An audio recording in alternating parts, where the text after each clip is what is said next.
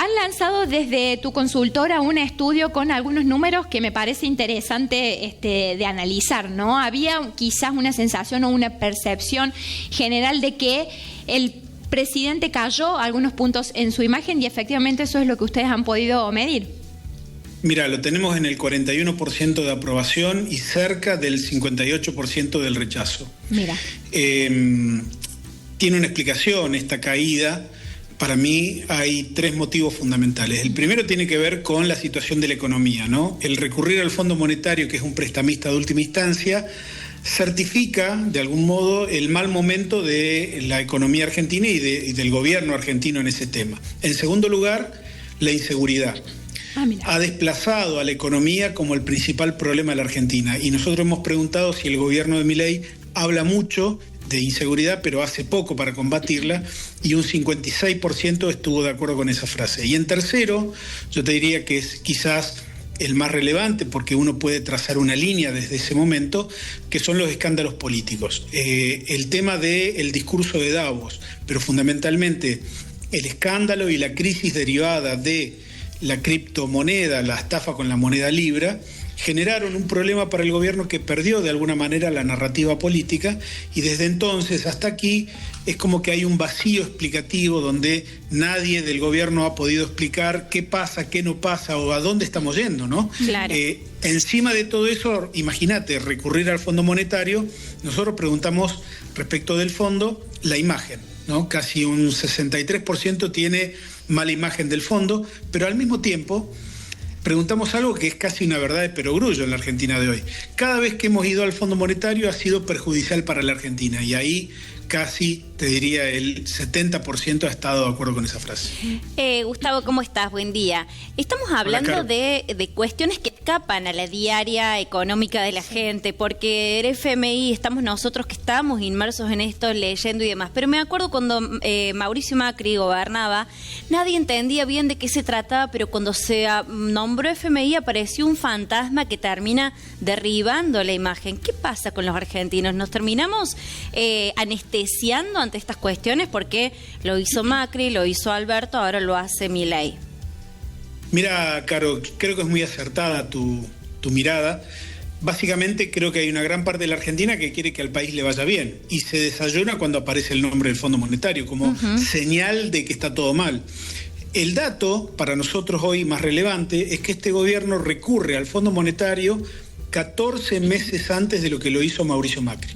Eso es el síntoma y es una señal de preocupación para todos los factores de poder, de la política, de la economía, porque evidentemente estamos hablando de que no hay dólares y el gobierno, por ejemplo, está como en una campaña para decir lo contrario, ¿no? Y entonces, ¿por qué recurrimos al fondo si está todo tan bien? Claro. Incluso te diría, el gobierno subestima de algún modo la crisis económica mundial derivada de todo lo que está haciendo Estados Unidos, las medidas proteccionistas que impactan muy fuertemente en las pymes argentinas, ¿no? Entonces hay que ver para adelante. Yo creo que el gobierno argentino tiene pocas herramientas, está perdiendo consenso, ojalá logre articular alguna respuesta porque de acá a octubre falta muchísimo tiempo, ¿no? Seguramente. Chusmeaba un poquito el estudio y me llamaba, más allá de esto que estamos charlando, me llamaba la atención tres puntos que aparecen, ¿no? El tema de la obra pública, el tema del ALI, que la han medido también, ¿no? Y aparece Karina Miller también, Karina Milei, Gustavo. No la hemos medido, pero te cuento, ante el requerimiento periodístico me preguntaron cuál era una de las peores imágenes de la Argentina.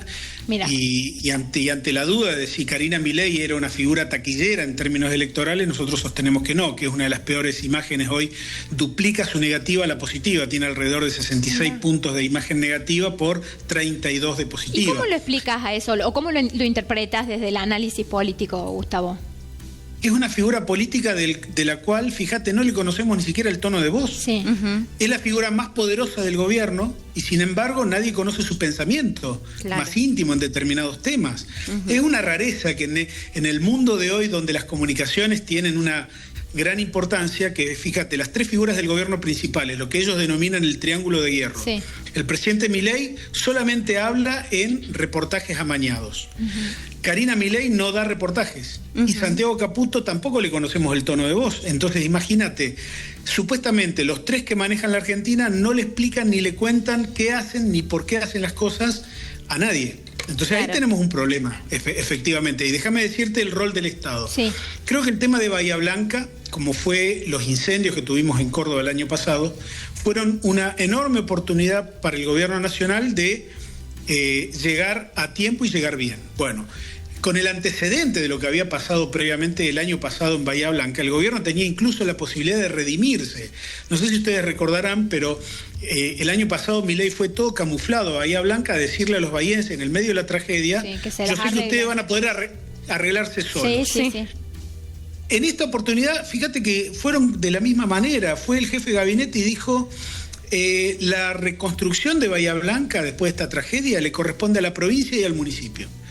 Ahí yo creo que se da una cuestión por acción y por omisión del gobierno en donde se revaloriza la acción del Estado. Y fíjense que nosotros hemos preguntado de manera muy directa si la obra pública es una inversión y no un gasto, y el 80% estuvo de acuerdo, pero además un porcentaje similar estuvo de acuerdo con que el Estado tenía que ser protagonista activo en la prevención de este tipo de tragedias. Gustavo, estamos hablando de un 58,4% de imagen negativa de Javier Milei, pero ¿quién miden del otro lado? ¿Qué opciones hay que puedan enfrentar a Milei o que estén tal vez creciendo en imagen positiva? Claro. Nadie capitaliza. Hay una situación de contexto. Cuando hay crisis económica, por lo general toda la dirigencia política se negativiza. Claro. Así es, por ejemplo, que tenemos Cristina Fernández tiene 55 de negativa, 41 de positiva, por citarte a una figura que tiene centralidad política, ¿no? Todas las figuras políticas argentinas hoy tienen diferencial negativo. Sí creo que, octubre está lejos. Yo creo que si bien hoy nadie capitaliza, el gobierno está atrapado en una serie de problemas que son mucho más urgentes. Por ejemplo, más que hablar de octubre, yo no tengo dudas que la sociedad argentina va a saber repartir de manera equilibrada los votos, más allá de que nosotros tenemos que el gobierno encabeza, ¿no?, las preferencias. Para mí es mucho más relevante cómo llegan los dólares en la Argentina. Claro. Hoy la discusión central no es cómo llegamos a octubre, la discusión central es cómo llegan los dólares para la economía argentina, porque de verdad me parece que el gobierno tiene un talón de Aquiles muy grande allí y por algo recurre al fondo, que es un prestamista de última instancia. Así que vamos a ver. Yo creo que la cuestión electoral todavía no está en la preocupación de los argentinos, no hay clima, de hecho ni siquiera hay candidatos en las principales provincias. Totalmente. Gustavo, vamos con la última, porque sabemos que te tenés que ir y aprovechamos a agradecerte el contacto. En Córdoba, decíamos, ¿no?, siempre un ecosistema tan particular en términos de cómo vota el electorado.